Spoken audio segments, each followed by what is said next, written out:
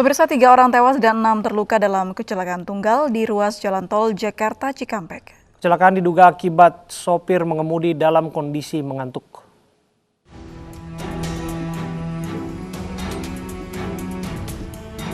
Kondisi minibus ini rusak parah setelah terbalik dan masuk parit di ruas jalan tol Jakarta Cikampek. Kecelakaan tunggal ini mengakibatkan pengemudi minibus travel dan 2 penumpangnya, yang salah satunya merupakan balita, tewas di lokasi kejadian. Selain itu, 6 penumpang minibus travel menderita luka berat dan ringan. Seluruh korban masih menjalani perawatan di Rumah Sakit MH Tamrin, Purwakarta. Menurut penumpang bus yang selamat, diduga pengemudi mengantuk dan mengakibatkan minibus oleng, lalu terbalik dan masuk ke parit di pinggir lajur tol. Kayaknya sih dia ngantuk, oleh si supirnya dia ngantuk. Soalnya dari awal yang habis istirahat itu perasaan saya nggak enak sama supirnya gitu. Kayaknya bawahnya tuh kayak udah nggak stabil gitu kan. Nah, saya pikir kan dia udah biasa, saya diem, saya tinggal tidur. Kayak nggak tahu ini kejadian kayak gini. Bangkai minibus travel yang rusak parah ini diamankan ke kantor Jasa Marga depan gerbang tol Cikampek. Kasus kecelakaan maut ini ditangani petugas unit laka lantas Polres Karawang. Dari Purwakarta, Jawa Barat, Irwan, iNews melaporkan.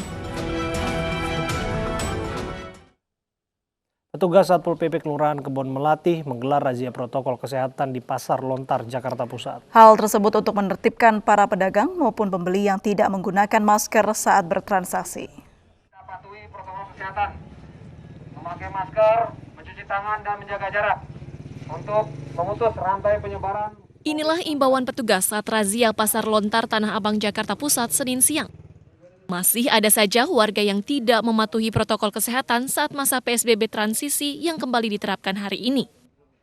Sebanyak 7 pelanggar yang tidak menggunakan masker ditangkap petugas dan langsung menindak dengan mendatanya. Sebagian besar pelanggar beralasan tidak memakai masker karena baru selesai makan dan lupa mengenakan masker. Tadi habis makan, nah terus kan kelepas gitu, di depan lagi beres-beres itu, sampah, jadi ada bapak ini yang ngontrol tadi. Petugas pun berikan sanksi sosial untuk memberikan efek jera agar mematuhi protokol kesehatan. Untuk pagi ini sudah ada 7 pelanggar yang kita tindak sanksi sosial. Untuk itu kita tadi sempat kita putar ke dalam pasar, masih ada juga yang kita tindak. Razia protokol kesehatan ini akan terus digelar untuk mengantisipasi penyebaran virus COVID-19. Dari Jakarta, Rian Rahman, iNews melaporkan.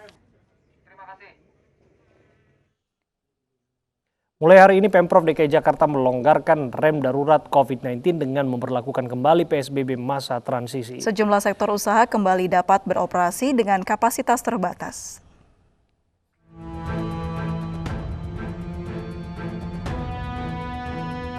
Mulai Senin 12 Oktober 2020, Pemprov DKI Jakarta menerapkan PSBB masa transisi setelah sebelumnya memberlakukan PSBB Jilid 2 sejak 14 September 2020.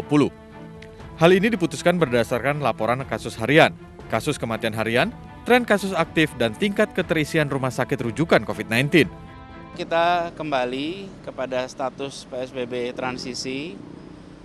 Kegiatan bisa dilaksanakan dengan pembatasan-pembatasan, tapi saya perlu ingatkan kepada semua kita bahwa kondisi di Jakarta sangat tergantung kepada kedisiplinan kita menjaga protokol kesehatan. Kita sudah merasakan sulitnya, beratnya ketika rem darurat itu ditarik. Restoran tidak bisa makan di tempat, perkantoran sulit beroperasi, kegiatan-kegiatan berkurang. Kita tidak ingin itu terjadi lagi. Dalam PSBB transisi ini ada sejumlah sektor usaha yang diizinkan beroperasi dengan kapasitas terbatas. Untuk kapasitas maksimal 50% antara lain kantor non-esensial, pasar, pusat perbelanjaan, pertokoan, UKM terdaftar, restoran, rumah makan, kafe, salon, dan barbershop. Fasilitas olahraga dalam dan luar ruangan, museum, galeri, dan tempat pameran serta tempat ibadah. Sementara lokasi yang dibuka dengan kapasitas maksimal 25% antara lain taman rekreasi atau pariwisata, pusat kebugaran, pertemuan teater, pemberkatan, akad nikah dan resepsi, serta wisata tirta. Terkait dengan kegiatan perkantoran untuk bidang esensial, kantor dapat beroperasi dengan kapasitas sesuai kebutuhan. Antara lain membuat sistem pendataan pengunjung, menyerahkan data pengunjung ke Pemprov DKI, menyesuaikan jam dan shift kerja, menggunakan teknologi untuk mencegah kerumunan dan menutup tempat selama 3 kali 24 jam jika ada kasus positif COVID-19. Sementara itu, aturan ganjil genap bagi kendaraan bermotor belum akan diberlakukan. PSBB masa transisi di Jakarta berlaku mulai 12 hingga 25 Oktober 2020. Menariknya dalam PSBB transisi ini, pemerintah Provinsi DKI mengatur pemilik warung makan, rumah makan, kafe atau restoran mendata para pengunjung. Aturan yang tertuang dalam pasal 12 ayat 1 Pergub nomor 101 tahun 2020 ini untuk memudahkan penyelidikan epidemiologi apabila ditemukan kasus COVID-19. Bagi restoran atau kafe yang melanggar akan diberi sanksi. PSBB transisi kedua ini melonggarkan aturan PSBB Jilid 2 yang diberlakukan sebelumnya. Pada PSBB Jilid 2, sejumlah fasilitas umum seperti taman rekreasi dan air petra ditutup. Sementara aktivitas warga di perkantoran dibatasi 25%. Tim Liputan iNews melaporkan. Gedung DPR RI Senayan ditutup hingga 8 November mendatang. Penutupan tersebut menyusul banyaknya anggota DPR yang positif COVID-19. Sasi dengan penyemprotan disinfektan dilakukan hari ini secara rutin setidaknya seminggu sekali hingga masa persidangan baru dimulai. Selama ditutup, seluruh anggota Dewan menerapkan work from home atau WFH. Penyemprotan difokuskan di Gedung Nusantara 1 dan 2 DPR RI serta lebih dari 500 ruangan, di antaranya ruang rapat dan ruang kerja anggota Dewan. Sejak April hingga Oktober 2020, terhitung 42 orang di lingkungan DPR RI dinyatakan positif COVID-19. 19 orang merupakan anggota Dewan, puluhan sisanya adalah staf, tenaga ahli, cleaning service. Yang pertama, memang kami memiliki data itu sekitar 40, saya nyebut sekitar 40 ya, itu 18 itu dari berbagai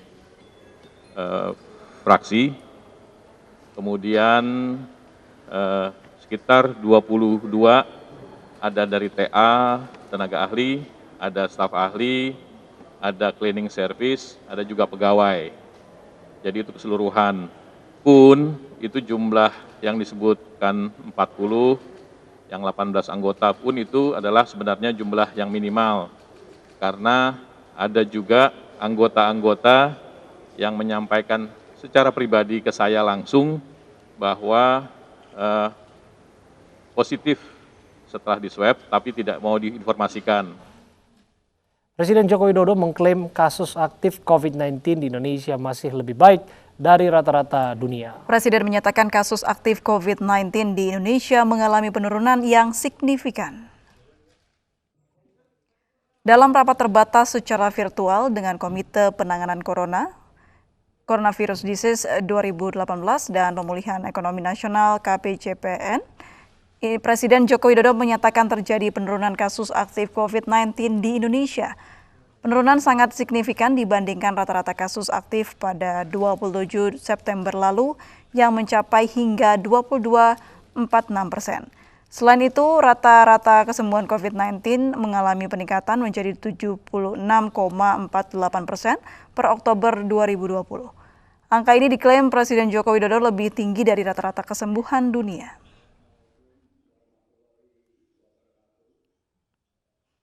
Juga lebih baik dari rata-rata kasus aktif kalau kita lihat di 27 September 2020 yang lalu yang mencapai 22,46. Jadi penurunannya kelihatan sekali. Dari 22,46 menjadi 19,97. Yang kedua juga rata-rata kesembuhan. Ini per 11 Oktober mencapai 76,48%, dan ini sudah lebih baik dari rata-rata angka kesembuhan dunia yang mencapai 75,03%. Ini juga sudah lebih baik. Karena itu Angka rata-rata kesembuhan harus terus diperbaiki, terus ditingkatkan dengan meningkatkan standar pengobatan baik di rumah sakit, di ruang ICU maupun di tempat isolasi. Pemirsa, mari kita dukung para pejuang kemanusiaan dengan peduli melawan penyebaran virus corona. Bantuan bisa disalurkan melalui rekening yang tertera di layar televisi Anda. Ibu sedang susah merintih dan berdoa. Usai sudah kebersamaan kita dalam iNews sore hari ini, mewakili seluruh kerabat kerja yang bertugas, saya Aprilia Putri. Dan saya Abraham Silaban. Terima kasih atas kebersamaan Anda. Sampai jumpa.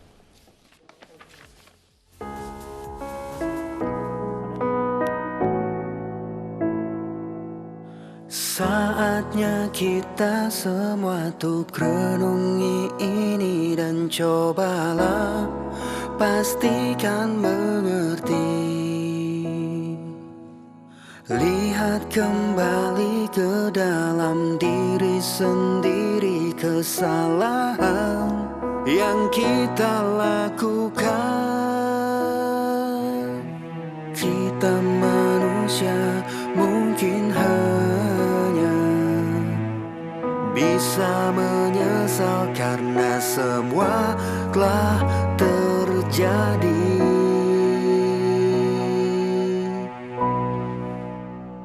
Dan cobalah mari kita semua saling menyayangi dan saling berbagi, dan bersama untuk hadapi bencana. Kelak sambut pagi dan cerah mentari.